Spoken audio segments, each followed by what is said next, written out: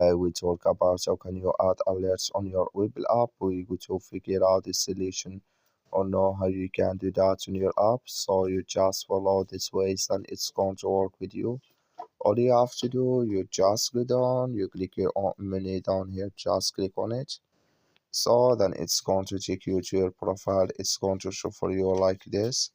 Then all you have to do now, you just click here on settings, click on it. So then it's going to take you to this list. It's going to show for you like this. Then all you have to do now, just click here on message settings, just click on it. You come to next step here. It's going to show for you like this.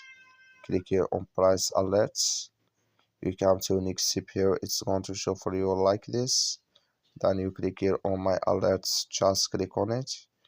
You come to next step here, click here on add alert. So then here can you search for your alerts, and here can you hold to speak to say your alerts here. Then it's going to show for you and can you add it. That's all. Thank you for watching. Don't forget to support us by liking, subscribe.